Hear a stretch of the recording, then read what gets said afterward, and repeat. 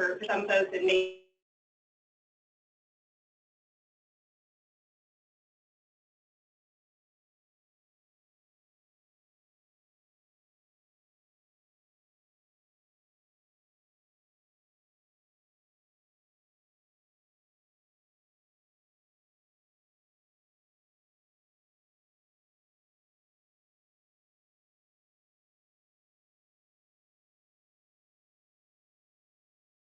have the folks on the phone so I don't forget them. Is that okay? Yeah, that's fine. Allison, can you hear us? And if, can you introduce yourself? Yes, I can hear you. I'm the new care manager at Hillcrest Pediatrics. Care manager at Hillcrest Pediatrics. Wonderful. Perfect. Welcome. Welcome, Allison. And Jade? Jade? Jade, I think my mic doesn't work on this computer. Sorry. No problem. Welcome, Jade. Glad to be with us. Okay. Go ahead, Gabby. Oh, and Jade's right. I'm a peds care manager at UFU Health Plan. That's right. Jade's at UFU Health Plan. My name is Gabby Baragoshi, and I'm a QI coach at UPIC. Actually, I'm a new care coordinator at UCCCN. Well, welcome. Which one? You developed pediatric? Payson. Payson. Oh, that was a bit of a drive for you this morning. Yeah, thank you. Yeah, thank you for making that. Janet, we're going to put you on the spot and have you introduce yourself too. Oh, Janet Wade, Senior Director of Family Support Transition Services at Seals-Goodwill. Janet will be presenting. Yes, I'm a care coordinator at the Country Pregnancy. I yesterday. And Pat Rowe, Peds Care Manager for Select Health.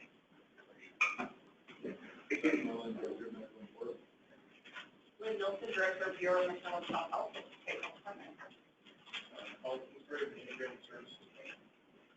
Eric Christensen, I'm Manager Integrated Services Program with the Department of Health, and we are now with the Maternal and Child Health Bureau. And I'm going to surprise you and say that one of our slides mentions the changes, and so I'll probably ask you guys if you don't mind to just take a moment. And, okay, that'd be great. And Gina, it's to you. You can tell us who you are. I'm Gina. Enough said. Gina's the Director of Utah Family Voices. Okay, great. Well, part of having a smaller group means that we can be even less formal. So by all means, take advantage of this to ask questions.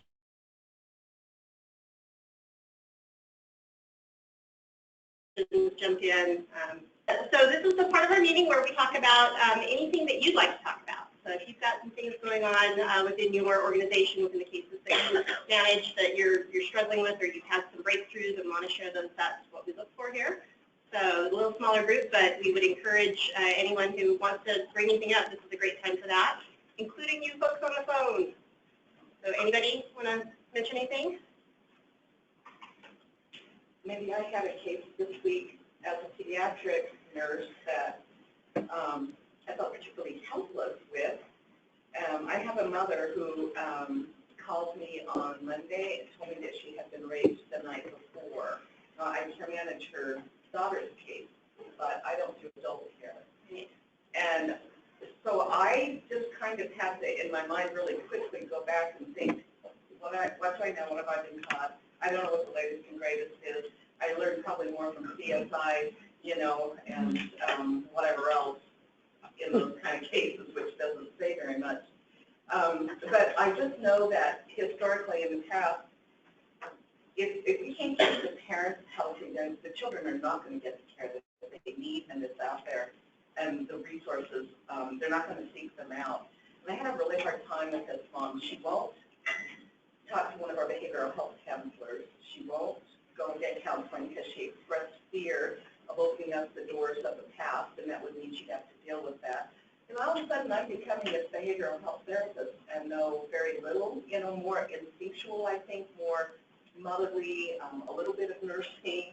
But it was interesting listening to her and try to use some motivational interviewing terms and cues. And I just hung up the phone and said, okay, once again, pediatric care is not about the children so much as it is about helping parents to help them take care of the children. And I think that's one thing that sets us apart from adult care. Mhm. And I mean, it wasn't like a big aha. It's just that in my experience, I've not ever had that happen to me before. I was able to convince her to go to the emergency room. Oh, good.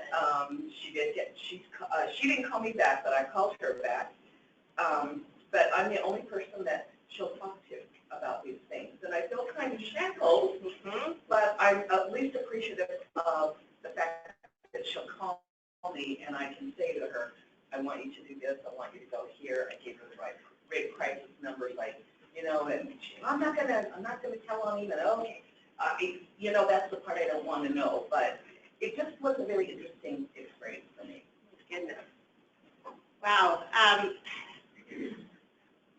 Maybe this isn't accurate, but it does seem like more and more we have more answers to some of the physical things, and then we're seeing more of the behavioral health stuff come in, where perhaps that wouldn't have been as out there and on the table years ago. But I think it's true. We hear about behavioral health components every single one of these meetings. That our community is being kind of required to address in one way or another, and I think that's really interesting to hear that you kind of had to be Johnny on the spot and continue to be to some degree with that. It makes me think of the learning session that we had where Dr. Norland asked, you know, if a pediatrician sort of has to step in, probably not, you know, dissimilarly to your situation where all of a sudden you've got, you know, folks in your office and something needs to be done then. What kind of support can insurers or others offer you? But it's great to say, oh, there's a social worker that we can call, but I think you need those skills and tools kind of right then. I know, I do insurance, I don't do, Right. You know? Right. But obviously almost 40 years of bedside nursing, I mean, maybe I learned a few things and, you know, and was able to help her, but as I talked with my team members after the phone call, was what could I have done differently? I think we always have to look back retrospectively to say, what did I learn, what could I have done differently? But knowing full well that this mother will call me again in another crisis, because that's her pattern. Somewhere in there, I'm able to say, yes, but is Abby getting the care that she needs? Right. You know, but that's important. But we are a full service profession, whether we You know, the choose thing that or is, not. too, you look at the fact that you have an active audience at that moment, and as soon as you hang up, it is that ability to do that crisis intervention in the moment. You rose to the occasion, so kudos to you for that. And what's so important too is to hear that you're doing QI on it as well, and trying to go back and understand, you know, what you could do differently, knowing full well that you will have another opportunity and you can continue to try and improve and tweak and observe and, you know, PDSA cycle basically in action, not necessarily as you ever intended it, but there you go. You know, so motivational interviewing and QI all here together. So, wow, I have to say, hey, really interesting. It sounds like this might have been an opportunity to get resources from your mountain if they're on the mom insured there now? She is, yeah. In fact, I sent her to UKB. That was the closest place where, and she fought me on it. And motivational interviewing is one of the skills that is required by Select Health. We have to go through a yearly training, and I'm completing 3 of the 4 classes.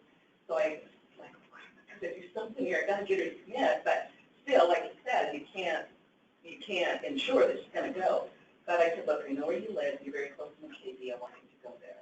And I'm hoping that they set her up with resources. And I also gave her the crisis numbers for both Weaver and Davis counties, which I had to look up while I was talking to her because that, again, that's not a resource right at my fingertips. It is now. But yeah, she won't go. She just won't go get the help. And, you know, after a while, what do you do? I think your question to follow up is appropriate. So that you plan to be following up around the child, but then also with her? The social calls, yeah. Yeah, I put her down to talk to her at least weekly, but I know that she'll call me if she has something. She doesn't trust anybody else, and yet she's never seen my face.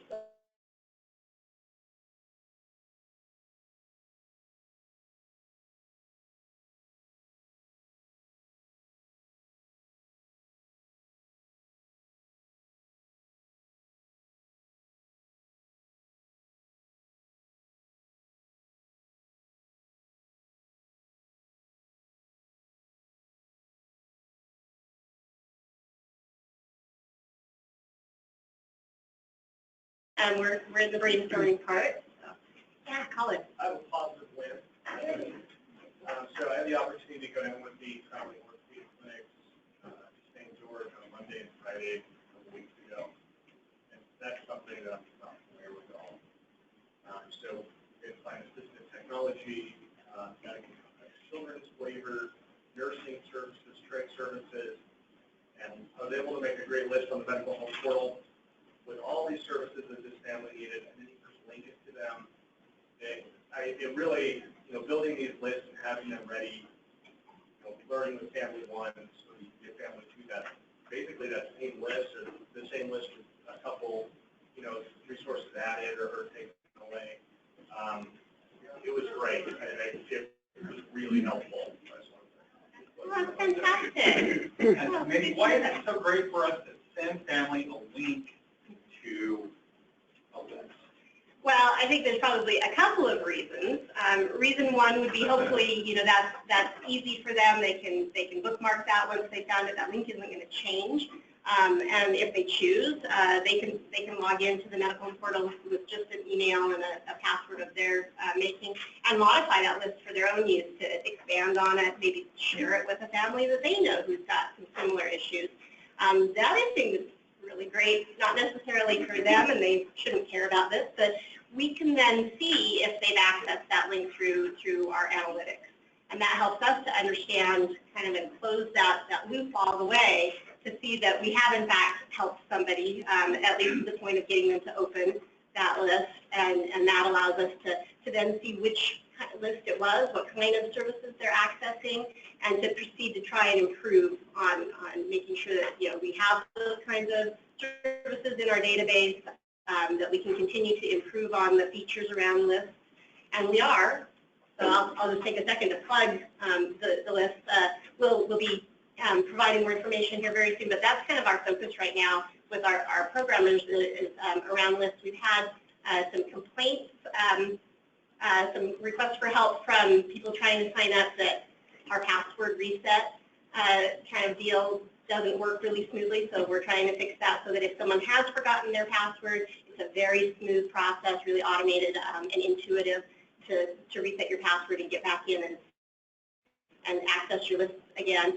And then the other thing that we're working on and we'll have out there, I think, pretty shortly is a public list of what we would, at least at first, assume are helpful lists. And then with feedback, hopefully from you guys, we'll continue to refine those. And so the idea there being that you can go to this public list of lists on the medical home portal, find one that's a starting point for you, whether it's around maybe a child psychiatrist in a certain area of Utah, maybe it's around autism resources in a certain county.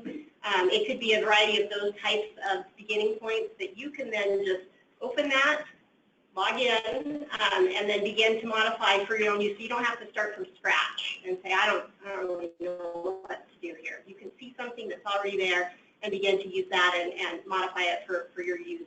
And that's something that you can kind of have right there.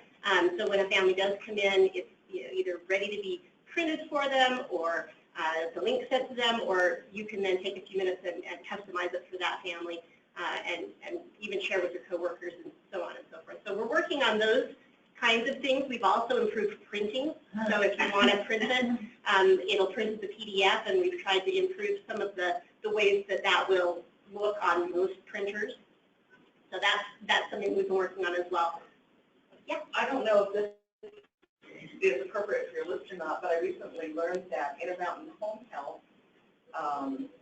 has a staff member that helps families set up travel arrangements if they're flying.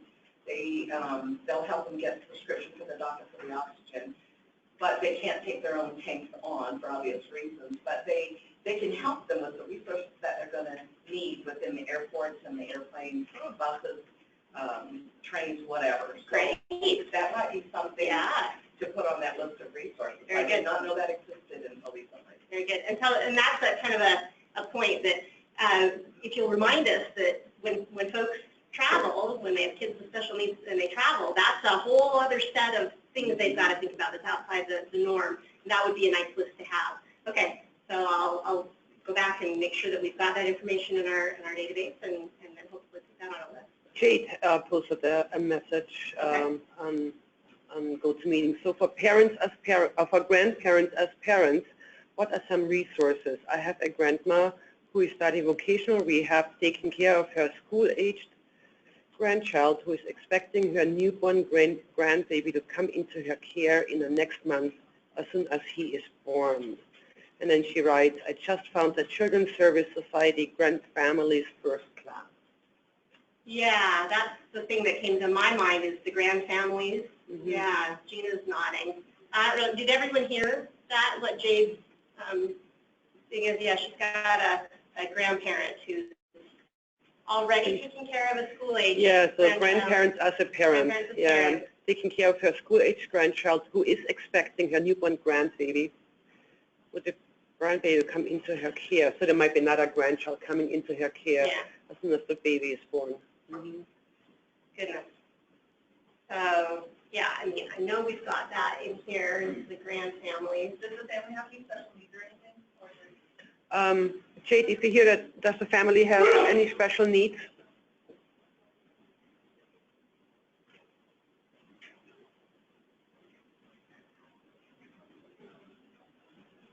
No. Emotional and anxiety needs. Okay. For a situation like this, Help Me Grow Utah, we can do a lot of things for that because it's probably more, she might need more help with social support and then getting back into what it looks like to raise children. So we can help. Help Me Grow Utah? Yeah, Help Me Grow Utah. But everything that we do is through call, text, or email. So we would help grandma find the resources like grand families or a home visiting program or groups out in wherever her community is living. What is the community? Oh, Jade, what's the area? where do you live? Not you, but the family. But again, maybe I want to know where you live too. So. Maybe also buy for a cup of coffee after the meeting. In the Salt Lake area. Okay, Salt Lake area. Great. Okay, so Help Me Grow Utah. Sounds like a good place to connect the grandma and help her get some support. Yes, Help Me Grow. Yes, Yeah. so she acknowledges it there. Great. Very good. Okay. Thanks. We just have a couple more minutes. Does anybody else want to mention anything they'd like to get some crowdsourced help with? I just want to share a success, and this is actually a Heather success, so I'm going to set it up for her and then let her take over. But she was kind enough to share a story with me of a family who's a transplant from the Seattle area, and a child had a recent diagnosis, and 9 years old? An 8 or 9 year old who was nonverbal and just recently diagnosed with ASD. And Heather, will you tell them kind of a series of events to help them go through? Mom had been in a severe domestic violence relationship. She was an actual hospital social worker for a Seattle hospital and had found herself in a really frightening situation. Found her way out of it after a couple of years and came back to the Ogden area. And basically just got a job at a coffee shop to try to just get by with her and her son. He's nonverbal, severe autism, and they had just been, like Eric said, recently diagnosed by UDAC. And so they referred her to our program, the Integrated Services Program. And we just started out, this mom is just, I have to give her credit, she's amazing. So we just started taking that step by step, and her first thing the baby was there for her son. So we got him hooked up with Utah Behavioral Services. And they have been incredible and influenced with this family, and he's enjoying it. He gets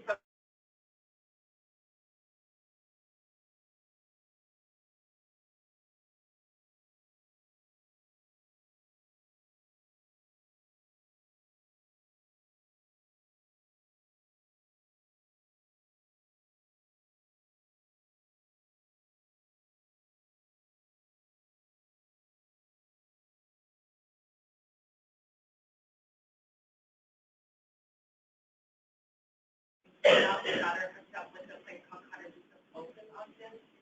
And they helped her, they're helping her with her resume and those kind of things, but they also, her biggest fear right now was back taxes. She hasn't done taxes forever. So we were able to get her hooked up with someone that helped her with her back taxes for years. And everything got all taken care of. She paid what she needed to pay, but she actually ended up getting $4,000 back. So she got that about 10 days ago, and now she has quit her job at the coffee shop, and she is looking at maybe going to work at a charter school and doing some work that way. So that has been amazing.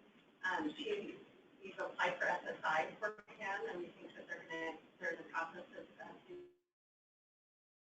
doing that. Our next thing is DSPD.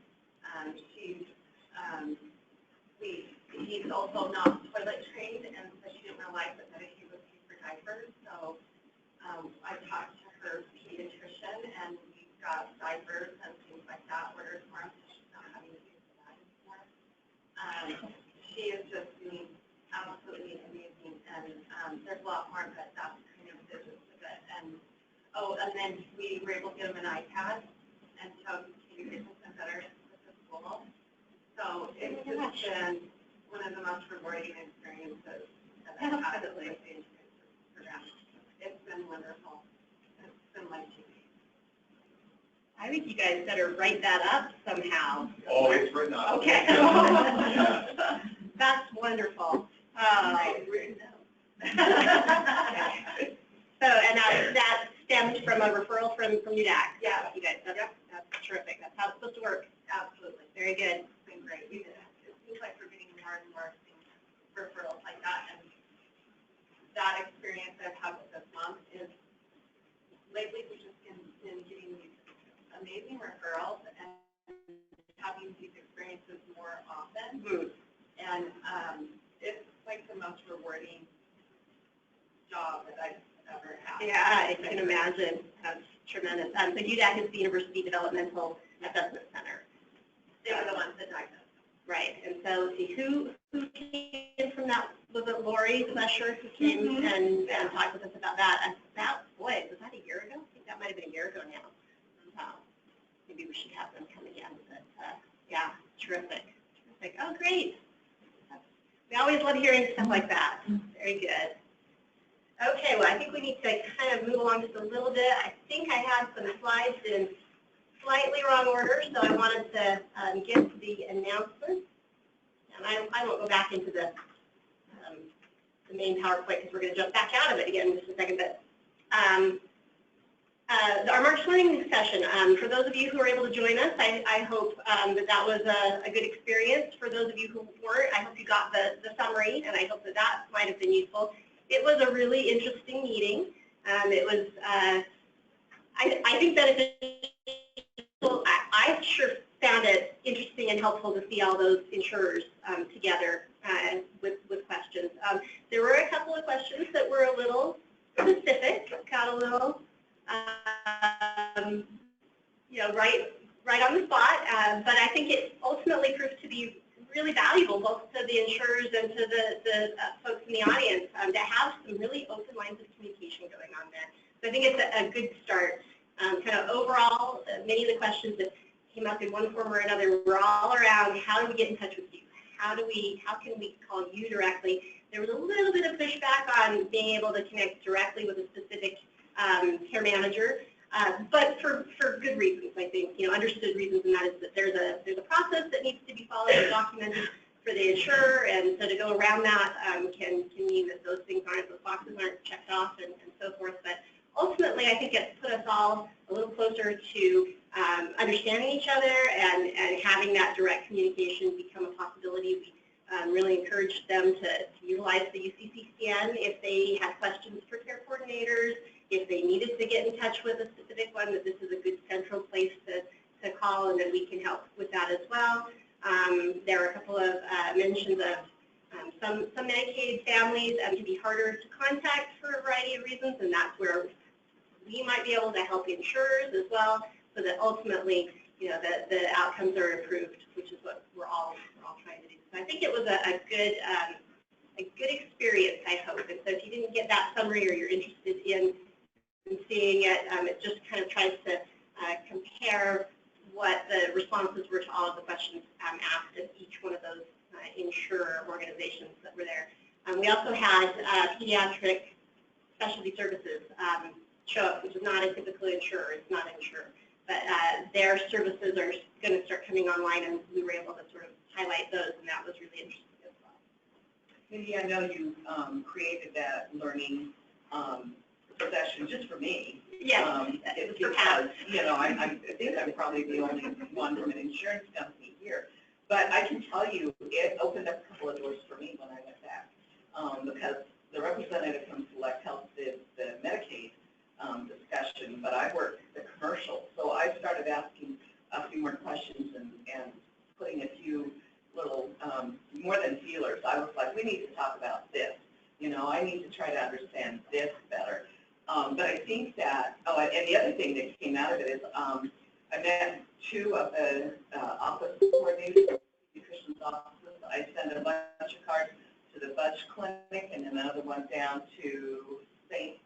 George. I can't remember. I'll think about it, but it doesn't matter. The point is they now have a direct line to help when it comes to what I do. And that was one of the big topics of the discussion there, and I thought it was really helpful from my perspective. Very good. Love to hear that. Good, good. Okay, and so as I mentioned before, there have been some changes to the former Bureau of Children's Special Health Care Needs. So Eric and or Lynn, I don't know who would like to maybe just take a second and give us a real high-level mention of that. Yeah, you bet. So Lynn Nelson, Bureau of Maternal and Child Health. So we recently had some changes at the Utah Department of Health. Sorry, Heather, I can't see you. Sorry, Colin, you get the poll. You get the big cement post. So our executive directors have done some changing at the Utah Department of Health and switched some programs around at a high level. So the Bureau of Baby Watch Early Intervention got transferred to Noelle Taxon in her bureau. And then Integrated Services Program and the contract to the University of Utah got switched to my bureau. And there were some purposes behind that. Our executive director, the governor's office, Baby Watch is a big deal, and they wanted to make sure that it received the attention and the focus that it needed to have.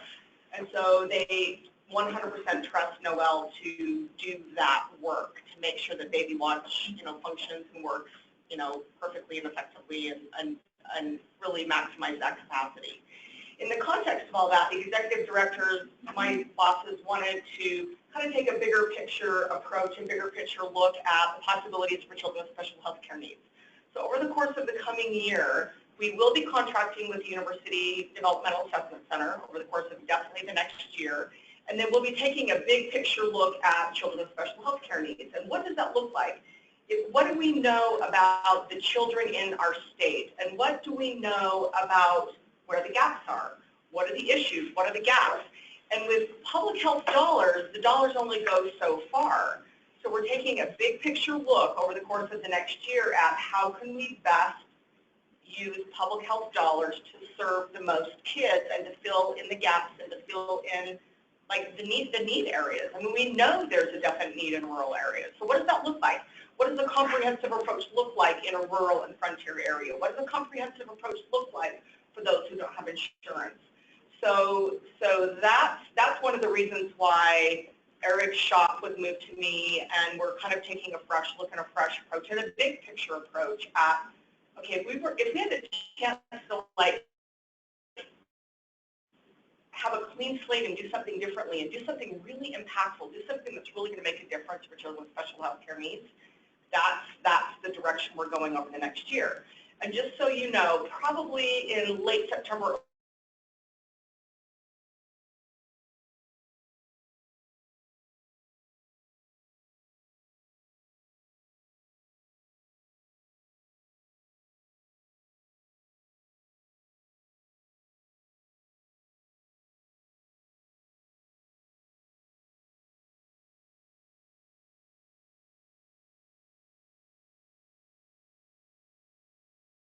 to the table to say, we'll have, this group can take this piece, and this group can take this piece, and we know that there's a gap in this area. So really strategize and rechange and probably reshift some of the dollars, reshift some of the funding.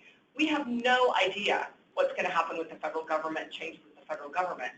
And we are starting to see cuts in other programs and cuts in other funding. So we have a really great opportunity right now to really strategically look at why the money is going where the money is going and to shift some resources. So it's a really exciting time. And I know there's been some concerns brought up about Eric's group being moved to me and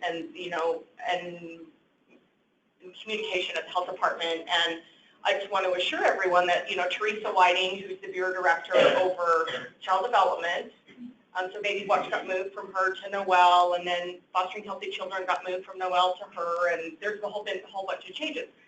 Please be assured that Noel and Teresa and I are very close colleagues. We get together on a regular basis with each other. We get together on a regular basis with our program managers.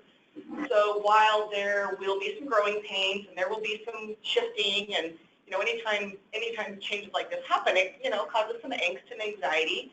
But please be assured that the three of us are very well aligned and are very committed to creating a system that works really well. And like I said, our managers get together on a regular basis with us so that we can talk about those things that cross all of our bureaus. And guess what?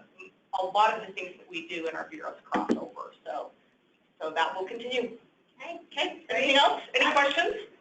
So I'm not sure you're the person that is where my brain is right now. So I was reading a note on it from a pediatrician, and it says that the child was, and I believe he used the CH. You say it really well. The CSH. I know what the initial stand for. I can't say it. Like a level 3. Can you address what a level 1, 2, 3, or whatever is beyond that? Or maybe I'm not thinking of the right set of initials. Because the child had very complex medical history. Let me ask you, was this a neonate? No. No. So in tier 1, tier 2. Oh, that's possibility. I don't know. What. And I don't think it's medical home. I think it's NICU. It's medical home. It is medical home. Okay. It's certain ones, and that's how they determine what type of extensive services they get within the pediatrician's office. Kind of a measure of acuity, if you will. Okay. We have a tier 3 list, but it's all our complex kids. So anyone that was qualified for DSPD, anyone that was qualified for that waiver. But each office it's not unison. Each office kind of has their own interpretation. So that's a hard one to know what their office means by tier 3. There's been some efforts at the national level through research to kind of come up with a tiering system, usually focused on what's commonly called complex medical, children with medical complexity, but there's no standard approach. So I'm assuming the higher the number, the more complex. Right. Yes. Okay. And tier 3 is as high as it gets. Okay, great, thank you. So, can I Sure. So is there a system, because we're trying to see who our tier 1 and 2 will be, like, on our tier 3 now, we have a lot of flights, a lot of, but it gets, I don't know, who's tier 1 and 2, we're trying to figure Well, out. it's a great question, and each group of how it's set up when it comes from it from a different place and a different purpose. I think it makes most sense to do it for your own. I mean, until we have some evidence-based approaches, which is going to be a long time. I think approaching it from your own perspective. So what kind of kids seem not to be getting the care that they need, and then how much effort needs to go into making sure they get that care. So I think as you described that level 3, those kids are pretty obvious to most people. With the level 1 and level 2, I think we have trouble recognizing those, even as clinicians. So that's where kind of brainstorming, okay, well, what kinds of things would we be able to offer that we get access, for example, that you don't think, you're getting asked to do. Kind of build it gradually. Right. Right. I just wanted to add, because of your question, and CSCCN, quick 101 on children with special health care needs. There's the children, and then there's the Bureau. And at a national level, CSCCN, or Children with Special Health Care Needs, is a funding mechanism for the larger piece. Because under CSCCN, or that broader term, that pretty much encompasses all children. You know, we show that we have about 113,000 children with special health care needs here in Utah, and that's, you know, it's pretty broad-based. So I think the confusion comes when we hear CSCCN. Some people are referring to the actual population, others are referring to the Bureau, and it gets very mixed, and even for families, it's like, right, so what? So that's what makes it a little bit fuzzy on all of it. Well, and if you thank you for bringing that up, and if you take a look at, so the Bureau of Children with Special Health Care Needs ran the clinic for, what, a couple decades or longer. And then over the course of the past 2 years, the health department is contracted with the University of Utah Developmental Assessment Center. So then that's caused some confusion. And now we're right in the process of changing that. You know, at some level, the University of Utah Developmental Assessment Center will be involved in all of this, you know. It's just the amount of funding and how we're going to redistribute the funding. Eric and I are in kind of like a deep dive over the next couple of months to really, you know, take a look at the data, talk to our colleagues in other states to really see how and when and where and why they spend their section of the money. So according to federal law, so I manage the Title V block grant. So according to federal law, a minimum of 30% of the pot of funds that I receive has to go to children with special health care needs. It can be in direct services. It doesn't have to be in direct services. It can be in things like, you know, the whole care coordination. There's a whole different range of how and when and where that pot of money can be spent. So we're taking a really kind of like, hey, why are we spending the money the way we're spending it? And is there a better way to distribute the money over the course of long haul so that we can turn around and say we got a big bang for our dollar. Got a big bang for our dollar. Because if you take a look at how the funding's been distributed, the majority of that money has gone to serve about 2,000 kids, 2,000 to 3,000 kids, whether we run the clinic or whether you run the clinic. And then, you know, there's 113,000 kids in Utah. Well, who are they? And is there a better way? Is there a better way to redistribute that money to serve more kids more impactfully? And I don't really know what that looks like. So I would love to talk to you. I would love to have you call me. I would love to, you know, get your ideas and people who should come to the summit, because we're in a really great time. We're in a really great time of exploration and really taking a look at how the funds can be spent most effectively to reach more kids who maybe, I don't know, that's all I know. Any other questions? It's a shame your dollars came for my And just one thing, Got it. when she says Title V, maternal child health block grant, I just wanted to throw that out there in case you're not equating, you know, Title V to something that Title V is maternal child health block grant. And just so you know, if you take a look across the entire country, it is extremely typical for the functions of children with special health care needs to be in a Bureau of Maternal and Child Health. So that move was very in line with how other states do it. So in some states, it's a separate bureau like we had in Utah. And I mean, there's obviously a lot of things that Noelle still has in her bureau that are children with special health care needs, and we're sorting all of that out. So anyway, that's what I know so far. Please call me, call Eric. He knows how to get a hold of me, I'm sure.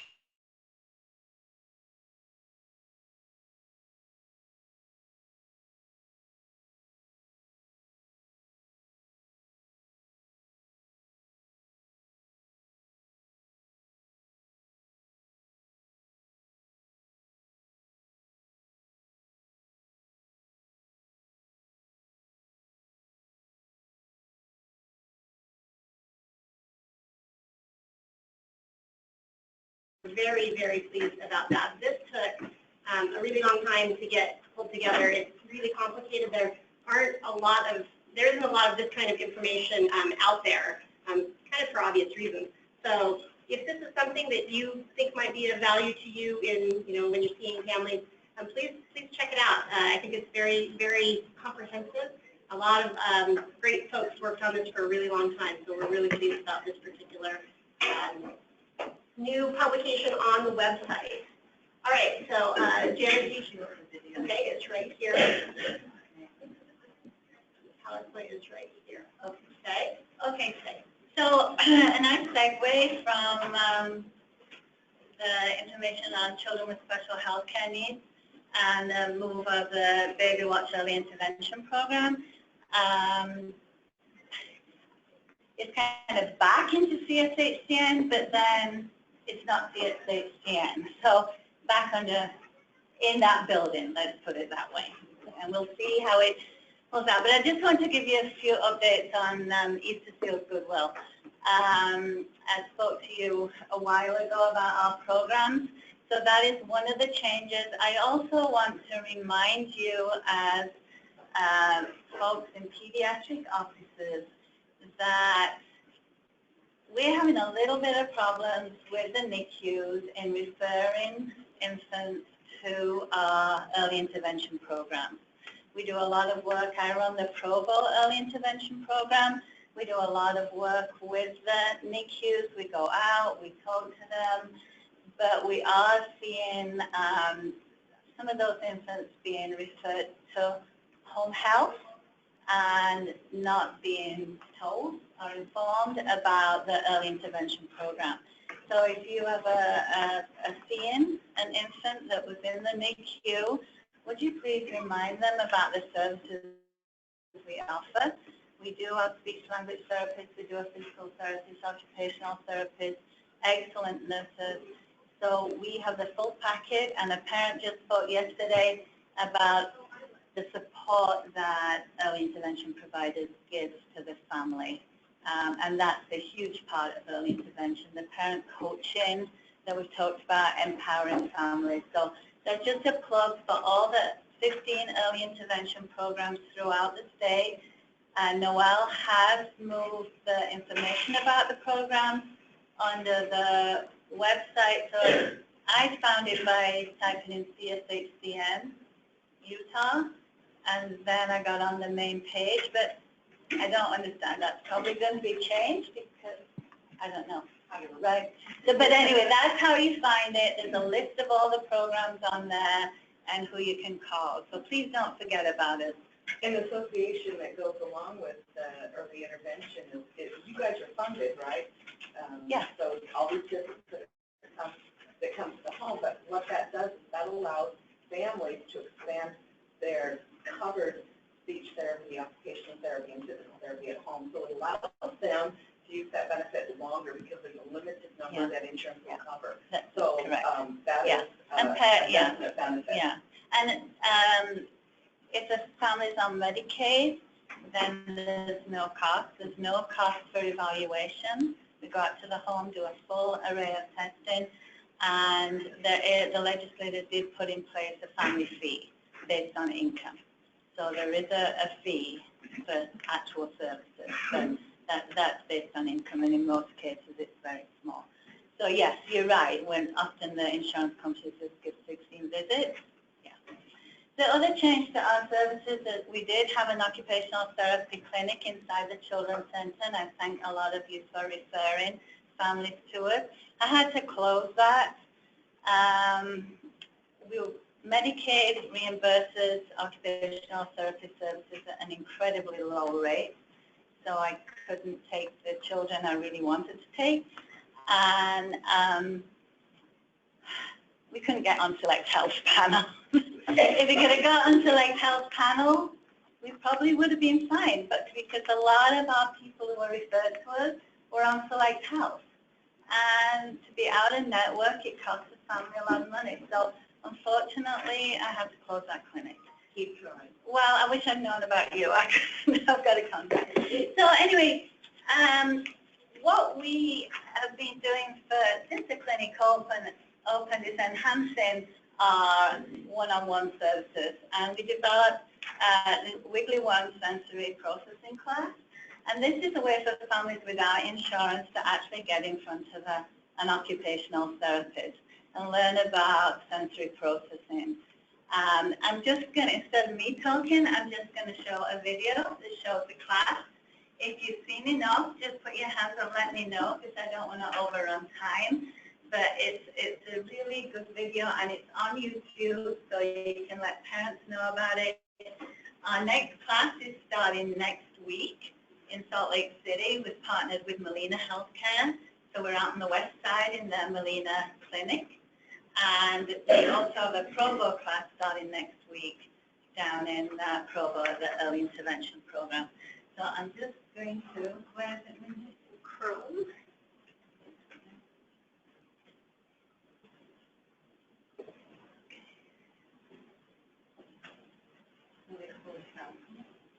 Oh, we need to plug in the sound, don't we?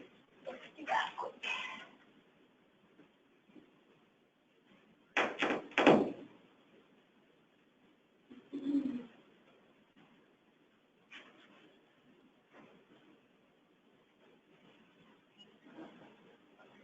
That your brain gets from your senses are not organized, so you don't respond to things like most people do. This makes it hard to do everyday life stuff like getting ready for the day, going to school, eating, and playing. You can have SPD by itself, or you can have it with other things like autism. I have autism and SPD. Everyone has 7 sensory systems.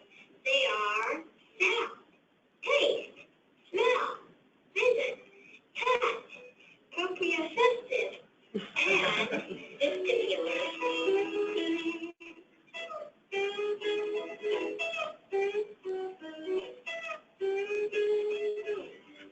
Under-responsive versus over-responsive. You can think of your sensory system as being a cup, and water is that type of a sensory input. If you're under-responsive to a certain sensory input, it is like you're a big, huge cup. You keep getting water to the big cup. You can just keep adding, but it never feels full. But if you are over-responsive, it is like you are a tiny cup. All you need is just a little sensory input, and you overflow. You want your cup to be full and not spill over. Each of your sensory systems is their own cup, and they are different sizes. Just because you have one big cup does not mean you are under-responsive with all your senses. I have a big cup for my proprioceptive and vestibular senses, and a little cup for my touch, sound, taste, and smell senses. Everyone is a different and unique. Some days and times of days are good, and some are too much for me. I don't like loud and busy places. I cover my ears and want to run away or yell and tell everyone to be quiet. I need less noise to feel in control of my body. I like to always be moving. I have a hard time holding still. I don't like people to touch my skin sometimes. But everyone is different. My brother doesn't mind if people touch him, and he does not need to wear sunglasses. It is important to know your own body and to understand your body and your 7 senses. Now, we get the sense of sound through our ears. When the sound is loud, I can't concentrate on anything except stopping the loud noises.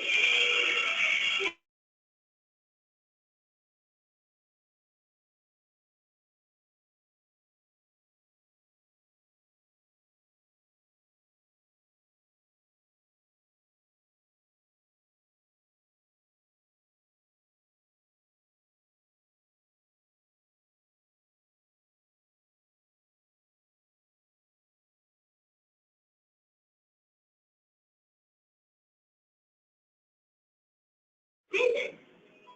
Our eyes are to use are sets of visits. Some people like. I'm just going to stop it there. You can, if you type in a child's view of sensory processing, you can see the whole video. But as you see, each session, we look at a different sense. So the parents go with the occupational therapist for 15 minutes, and she talks about what they're going to do during the class, while the children are with, we usually get occupational therapy students. And then when the parents join the children, they have the opportunity to try out. So it might be the taste. So we have all different foods, different textures. So the parent can explore with the child and see what is it that sets the child off. Is the child over-responsive or under-responsive? And then develop strategies that they can use at home.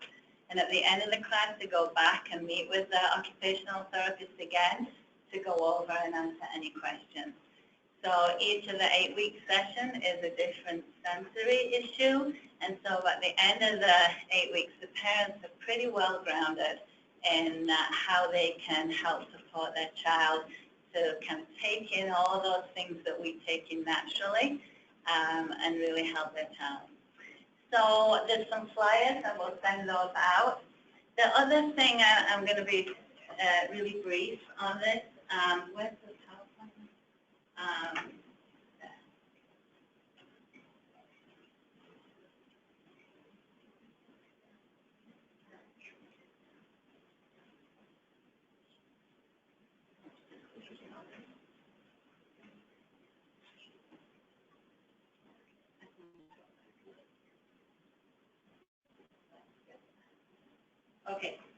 Okay, so that program is for children 3 to 6, the early intervention baby watches for birth to 3, and then we also have a program for children 14 through 21. So we just received funding through Voc Rehab for a pre-transition program, and we call it Peer Connections Discovery. We've added to our Peer Connections standalone program, and we've added certain facets to meet the Workforce Innovation and Opportunities Act. Voc Rehab, I don't know if you know, but have 15% of their funding has to go for pre-transition services to help prepare those students in from 14 to 21, get ready for transition. So we took the Workforce Innovation and Opportunity Act, the 5 tenets, and we built a program around those tenets. So here's what we do. So it's an 8-month program, and we have put together work from Griffin Hammers Associates, who has developed something called Discovering Personal Genius. Totally different way of looking at transition and getting ready for work. It's not thinking straight to a job. What can they do? Oh, they could be a bagger, or they could work in a storeroom. It's really spending time to get to know the family, to get to know the child, to get to know the interests, to get to know the family's networks, who works where, what works there, what are the parents' interests. We worked with Griffin Hammers, and we brought some things we learned from early childhood. We do a routine-based interview, which really looks closely at family routines and child's routines. And through that interview, you learn an awful lot about the family. So the first month, we're doing an eco-map where we look at the whole support that family has, the routine-based interview, and then we talk about the discovery process. Part of the process is going out to look at employers. Who is out there? Who's in the neighborhood? Why do they do what they do? Why do they like doing what they do? How do they get to do what they do? Do they need to go to school? Do they need to go to tech? What are those things? There's so many things out there that we just don't know about. And then we start family coaching. We're really good in UCCCN on coaching. That's what we do. We empower families and we coach. We don't want to do everything for families. We want families to be able to do it for themselves when we're not there. So months 2 and 3, they go into Peer Connections program. This is a program we've been running for 6 years. where we team these students up with typical teens and young adults with partnerships with the Leonardo Museum, the Aquarium, Thanksgiving Point, and the Goodwill Store. And the students do the volunteer assignment that any other child would do, any other student would do. So it's 3 hours, 1 time a week. They wear the t-shirts at the Leonardo. If you go to the Leonardo, I challenge you, you will not be able to tell which are my students. They often arrive like deer in the headlights. They don't want to be there. They've got their head down. They hate this. This is another stupid program. And then they realize it's not another student program because it's real life. It's what people really do. It's not social skills in a classroom. They're actually out there. And it's fun. And you'll see a few pictures of the kids actually on site, and you can see they're having a good time. We have kids who come in who really don't talk very much. They've been in the basement. They've kind of taken themselves out of life. At the end of the 9 weeks, they've just changed. It's just amazing to see. And then after that piece, during that piece, we're still meeting with the family once a month, and we're working with the student once a week. And then after that, we do more of the job development, really looking at those strengths. So we build up 3 main themes that the student might be interested in. So you might be really good at organizing things. You know, those kids are really good at that. Or you might really want to be out and socializing. I mean, you might have gained those skills. You might really like the medical field. So what are those main themes? And then we build on those, and we have that, we write up that for the family, so they've got something really concrete to work on, so the student has a pathway. So this is, students don't have to be in full prehab to qualify for this program. They just have to be either potentially eligible for full prehab, which means they have to be on an IEP, they have to have a letter from the pediatrician to say they have social barriers to employment or further education, or a letter from a psychologist, or a school counselor. But something that says without this intervention, this student will really have a hard time working through school into further education or employment. So I'm just going to very quickly finish off. These are students at Thanksgiving Point. They're great to work with. We have students in the month.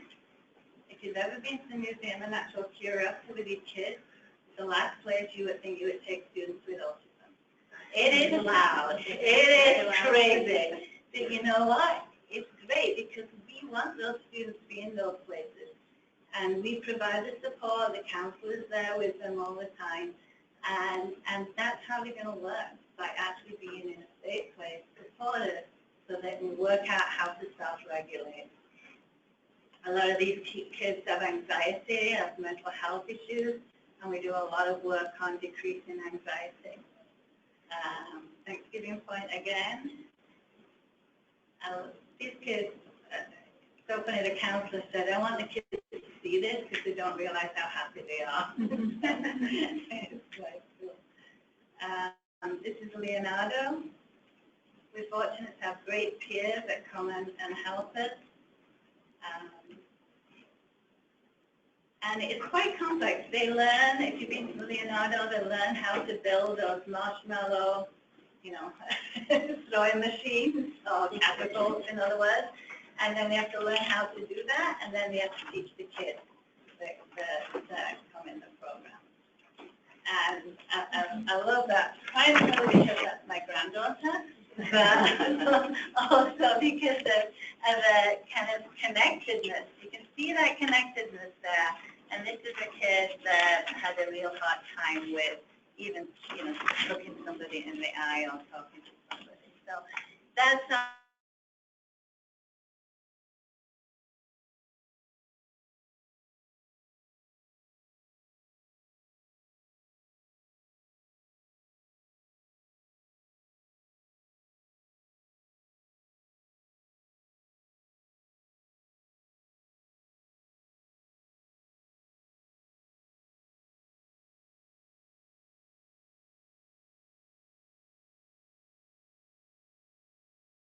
Oh, Thank you so much, Jenna, and we'll make sure that the flyers go out. I'll email you. Yeah, very good, and more information about those, so.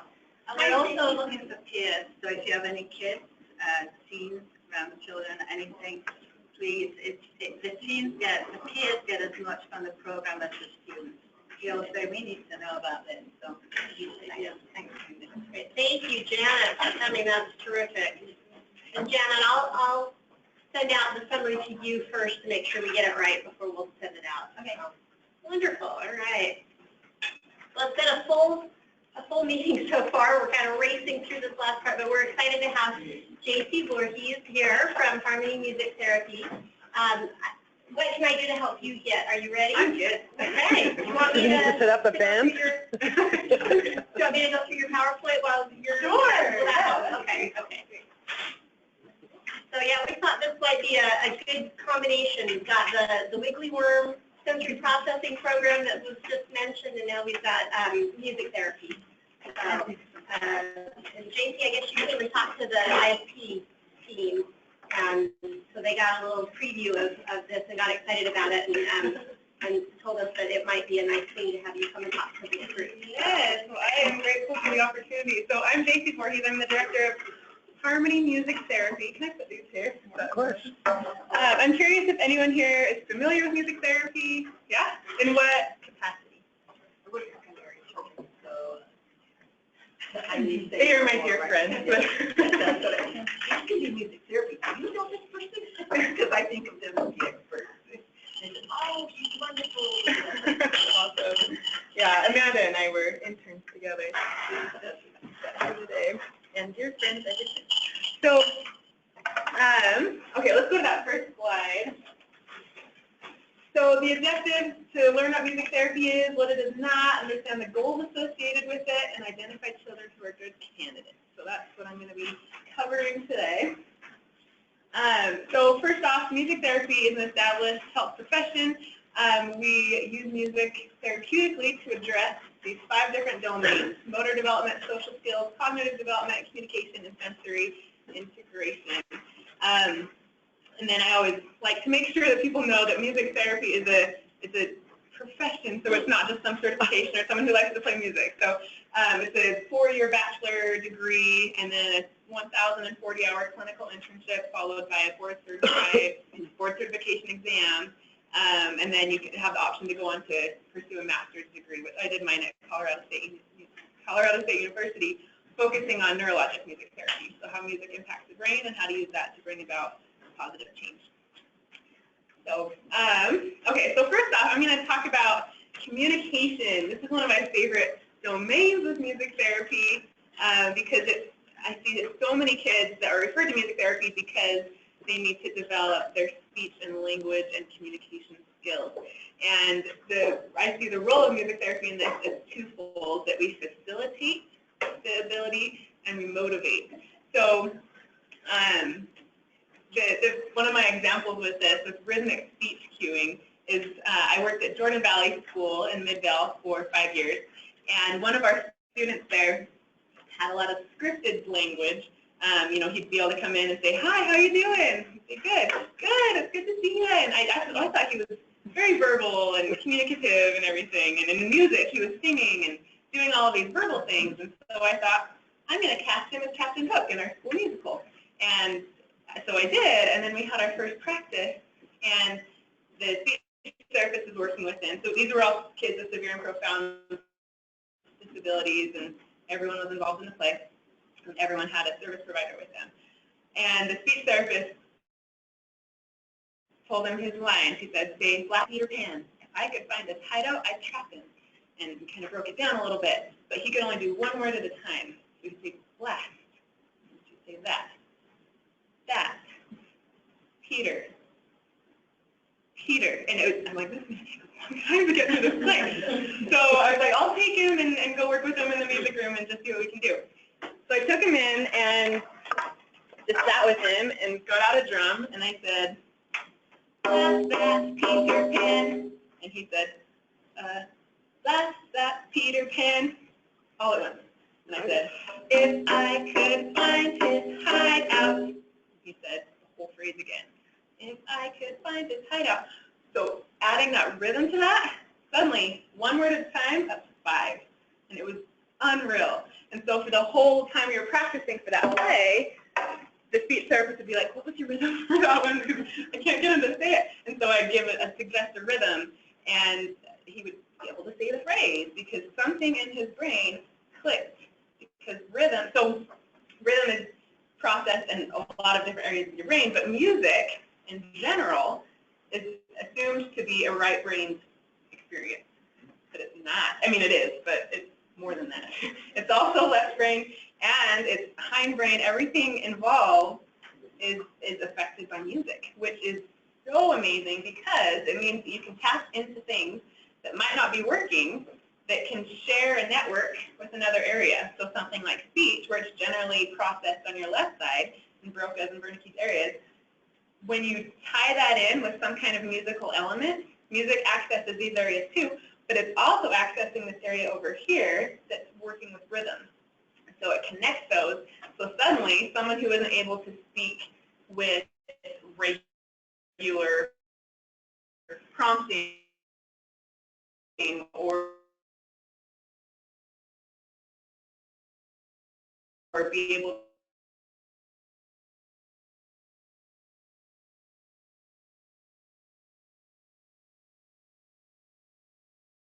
star, that's probably not a target word, but for example, twinkle, twinkle, little. It becomes suddenly easier to be able to say that, especially with a song that they are very familiar with, because their mouth is in their brain is almost automatically starting to form those words and where their mouth needs to go, and the music facilitates that output. So we see that so much. And then, of course, the motivation. Music is fun. It's enjoyable. And to, instead of, I had my daughter in speech therapy for a while, and she was, our speech therapist was trying to get her to say the sound, and she'd say, okay, say it. So my daughter's 3, and so that worked like twice. And then she was just bored, and so I was like, can I do a little song with her? She's like, sure. And so we would kind of co-treat, even though I was her mom. But I was like, I'm a sneaky snake. If you wanna scare me, say it. And she'd go, it's, and I'd run away. And so suddenly putting it to music made it fun, and she was engaged and wanted to do it. And we had to change the song once she got bored of that. But, she's my daughter, and all the kids are like that anyway. But, so it's motivating to engage in these things that are otherwise difficult. For her, she kind of felt embarrassed that she wasn't able to make these sounds. And it was just hard, and she didn't want to work on something that was difficult for her. But suddenly, once it's a game about a snake, and I'm putting it to a song, then it's fun. And so the kids really, really respond when music's involved. And not only when just regular music's involved, but when it's a music therapist who understands what kind of rhythm this kid needs to be able to say his words, or where to put the word in the song if you're working on a target word, or what kind of chords to play if it's a sneaky snake and the scary sound. So, yeah, communication is big. Okay, let's go on to another one. So social, this is another fun one because music is naturally a very social experience. I just did a consultation with a boy last week who, he was the sweetest kid, and I connected to him because he is this exact same age as my 5-year-old, and I was like, oh man, as a parent, that's gotta be so hard to have this child. He was born, had a traumatic birth, and then he just started having seizures in the last year, and his functioning has dropped way down, and he has to wear a helmet because he has several seizures a day, and he walks around the room and just kind of explores everything but doesn't focus on anything.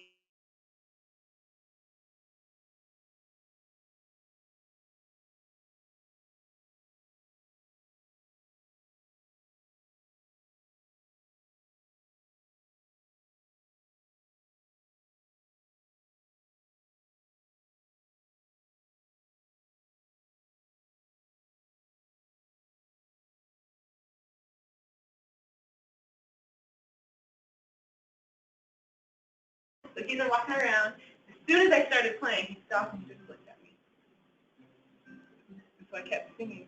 But he was engaged. He was there with me. And I asked the mom, what's the most important thing for your child to experience? What do you want for your child? She's like, I want him to connect with me. I want to have a relationship with him because he's losing so much and he is engaged in his own world and he doesn't even know I'm there sometimes. And I really, I really want to experience that with him. And so through that music, as we kind of just played around a little bit, it was a consultation, so we didn't do all of our regular interventions, but I showed her, well, you can play this drum with him. Let's see what happens when you play the drum together, or when I play with him, or whatever. And just in a little moment, we felt that connection between mother and son, and between therapist and child through the music, because that was something that he responded to and that meant something to him. When it's just a lot of talking like I'm doing right now, kind of tunes out. Like a lot of kids, I see a lot with kids with autism, that just regular speech doesn't really do much, but once I start singing, they're listening to me. It's just a different experience, and it's because it's accessing so much in your brain and in your emotions. So a couple of examples. For social, that can be a goal that we're working on in one-on-one sessions, or with the parent and the child. But I also like to pair groups together for kids. And one example with awareness of others and everybody playing the drum, I've got a great big drum that I'll have all the kids stand around. And we'll sing, everybody play the drum, everybody rock on tempo, everybody play the drum, we like to hear you play. So I give them a little while to play together, and then I say, now listen, with hands by our sides, nice manners will learn, now it's Kathy's turn. Now everyone else has to wait with their hands by their sides, you usually need help to do that. And then Kathy gets a turn to play the drum. Oh, Kathy, Kathy, we like to hear you play the drum, and go on like that for a while. We go back and forth between everyone playing, and then one person playing, and then everyone, and then one person. And that really, not only gives the kids a chance to play and like to do their thing, but then also learn that, okay, it's not always my turn. It's not always about me. And, oh, her name's Kathy. I didn't even know she was here. It's so powerful to be able to do that with music and engaging for the kids. So let's go on to the next. So cognitive development, and I like to think of cognitive development as academic, memory, and attention, and then there's all these other things with it as well, executive functioning, but I feel like those are the simplest ways of thinking about it. So as far as memory, everyone knows ABCs because it's in a song. We know songs that you've learned as a child, everyone knows really the words to Mary Had a Little Lamb because it's in a song. You might not remember the phrasing your teacher used to teach you arithmetic or something, but you know the song for the ABCs, and that's because music sticks with you. I had a girl at Jordan Valley who, she was a teenager and she had a major seizure disorder and had a really hard time with memory. It's so hard that her teacher took 3 years to teach her her address. So, and then she moved. So her teacher came to me and said, okay, could you maybe do something with music and see if you could put it to a song to help her learn this address? I'm like, sure, we'll see what we can do. So it had taken 3 years previously to learn a different address. So I took her into the music therapy room and put it into a song, which I will never forget. So far it's been 6 years, and I know exactly where she lives. Again, I don't know, but if someone needs my address, this is what I tell them. 8656 South Mount Majestic Road, Sandy, Utah, 84093. That's her address. It's there. I've actually been tempted to look up where that is on Google. So I brought her into the music room for 10 to 15 minutes once a week, and 11 weeks later, she had it. 3 years, 11 weeks, and it was in a song. And then it became something that she used for regulation. If she had a lot of moments where she would just get overstimulated, or I don't know what exactly the cause was, but she would just sit and not go anywhere. And class was all going, and she'd sit in the middle of the street or whatever, and it was mostly coming in from the bus, but I would notice it because I was helping with bus duty. So I'd go up and say, hey, can you tell me your address? And suddenly she would light up because she knew it. It was something she was good at. And so I'd say, tell me your address. Say, 8656. And as she was singing, I'd hold her hand and stand her up, and we'd walk down the down the hall, South Mountain Majestic Road, and we'd get back, and she'd kind of recenter herself because suddenly, yeah, I can do that. I don't feel like going to class, but sure, let me join you as I tell you my address. So she felt so empowered by that and able to do something, and it was a really cool experience for her. Motivation for learning. We do a lot of concepts in music, and sometimes the kids don't even know they're learning because it's suddenly fun to learn that, I don't know, that the ABCs go in that order or something. And then improve concept retention. When you put stuff to music, it sticks. And then gaining and maintaining attention. I worked with a boy who had autism, and he would not really pay attention to anyone unless he was hungry. And he would wander the room during our session. I tried to get his attention with singing and playing drums and all kinds of stuff, and he just didn't care. Like, I don't know what to do. Until I brought this one out, and he was wandering the room, and so one of the days I just played it. Stopped, and he was like, what is that?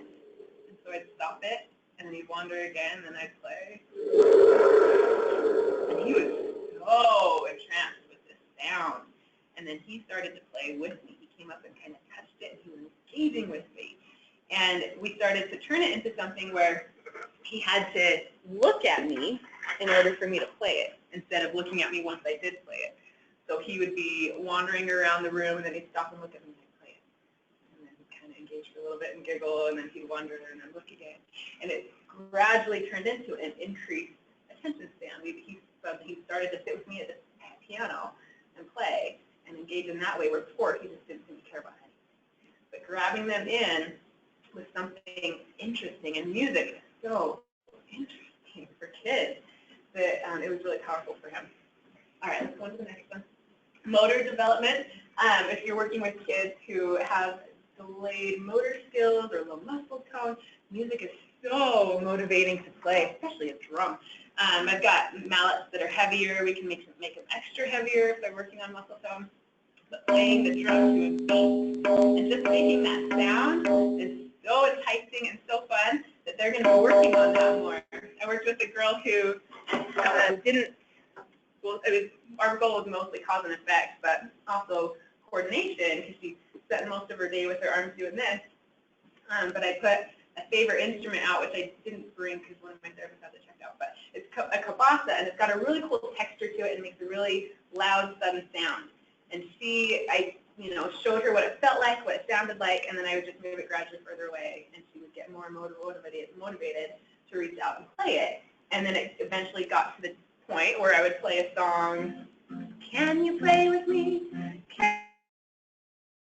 Can you play with me? And then I'd leave a space, and she'd reach out and play it.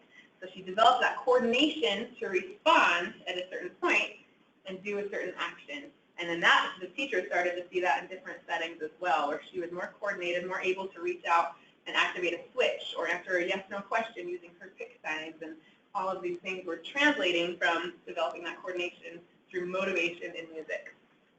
We work a lot with locomotor skills, of course, like, I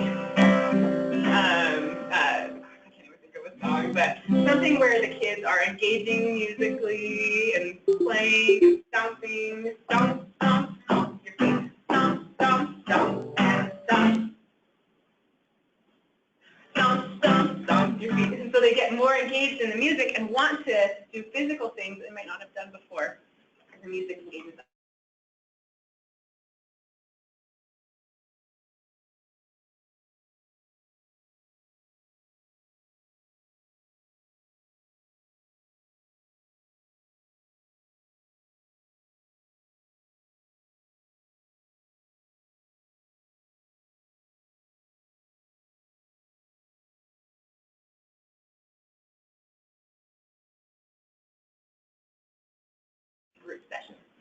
So this bottom half is what the teachers are seeing in a regular intervention, whatever the teachers would normally be doing. The music therapy, bumping it way up. This is the case for, there's one student I haven't included on here who is doing the same in both settings. But in most cases, the average here is 20% better when music therapy is used. Let's go to the next one. This other one is the Utah Schools for the Deaf and Blind. We've been there for 2 years. These first two are super interesting because without music, there is nothing. With music, up to 70% and 92%. And these other students are also improvements as well. Not as drastic as these. That's not totally normal. These kids just don't really do much without music according to their teachers. And then this is the average here. So the average of Utah Schools for the Deaf and Blind is 42% better in music therapy. So basically, if we didn't have music therapy there, they would be functioning down here. We would think that that was like kind of their capacity at the moment. But once you add music therapy, their capacity skyrockets for a lot of kids. And then the next one, we do early intervention groups with DDI Vantage Early Intervention. And then this is just from a parent response. The main areas where they're seeing improvement for their kids, and this is kind of based on their goals. So not a lot of our kids are referred for motor skills or attention. Most of them are for communication. But we're seeing a lot of improvement in social skills and communication and improved speech. And then I think that's the last. Yeah. So as far as identifying who is going to do well in music therapy, I don't know if you've got the referral checklist. Was it emailed? Yes. Okay. So this is a nice tool to be able to look, and I've got that divided into the domains, where you can look at a child and say, are they performing the same in music therapy, better, worse, or you're not sure? And if there's a lot of yeses on there, where yes, they're doing better when music is present, the music therapy is probably going to do what it did for these other kids at these schools and make them perform at a much higher rate than they would otherwise.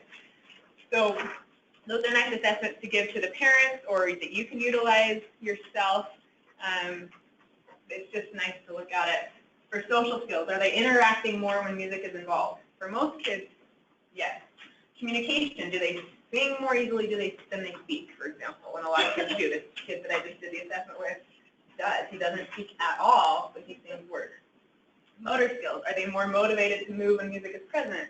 Cognition, does music enhance learning or lengthen attention span? So just start thinking of what's the impact of music here and how could I maybe use this to help these kids? Because for most kids, it's going to make a difference. It might not be a 90% difference, but for some it might be, a 10 to 20% difference. But that's a 10 to 20% difference that they weren't achieving otherwise. So this is my contact info, and we won't go to the other stuff. Are there any questions? Yeah. How early do you start? I mean, Our obviously youngest, you're talking about 3 years old. Yes. Do you go younger than that? Our youngest private client right now is 9 months. So, but we can go any age. So Maybe you can speak a little more intelligently than I can about this, but I know that we use therapy even for babies in the newborn ICU, but they have to be at a certain age, or they have to be maybe not age and day, but just be able to tolerate. yeah, sensory issues are a big deal with that. I haven't done that in NICU training, but from the little bit I know, the sensory is a big consideration. So we use these. Yeah, our age range currently, well, I guess one client just stopped, but was 9 months to 97. So we've got big age range, but the bulk of our practice focuses on children. I can imagine that something like this could be helpful for stroke victims Yes. or older. There's a ton of research with gait rehabilitation and speech rehabilitation. Broca's aphasia, if they have Broca's aphasia, which is where they aren't able to say what they want to say, they can sing what they want to say. So if the affliction is in the right area, then that is extremely powerful. Yeah. Cost? Yes. Okay. So we have group and individual sessions. Our individuals are either 30 or 45 minutes. 30-minute is 50 to 55. We're kind of in between raising rates right now. I'm letting everyone come in at an introductory rate of 50. And then the 45-minute is 65 for 45 minutes. And then for groups, we've got $37.50 per person. small group. Most of our, I have it at that rate because we'll have groups as small as 2, and then sometimes 3 or 4, and then beyond that we might adjust rates a little bit. We do also currently have 3 scholarships at $300 each. The deadline for that is June 1st. So, but I'm always setting aside money to offer more scholarships. Any insurance coverage? It's always out of network. Yeah, it's always out of network. So I have yet to have a client call where that is cost effective because they're not going to meet their deductibles and music therapy is in here anyway for out of network. So, but it's possible if it makes sense financially for them. Well, the other thing too is, can you show progress? That's really important to the reviewers of the insurance companies. You know, we want to try this and why. Here's the documentation and the research that's associated with it. And then at the end of, I don't know, 8 weeks, 12 weeks, whatever, this is where you started. This is what you can do now. And that's huge for anything that's out of the network. Right. Yeah. No. Yeah, so we have a clinic space in Sandy, but most of our work, I'd say 95% of our work is not there. It's out and about. So, and I've got therapists in Davis, Salt Lake, and Utah County. Looks like there's plenty of research. Yeah. And these are actually kind of older too. I don't think I have anything in here from the last 10 years because I haven't updated this portion of it, which is why I was like, well, okay. So, any other questions? Anything? Thank you Thank so you. much. That's very That's good. terrific. Great. All right. Well, it was a full meeting. We'll let you get on your way. We'll meet next on May 17th. And there's brochures and business cards up here. Please grab one. And because we're all about health, take a donut for the road.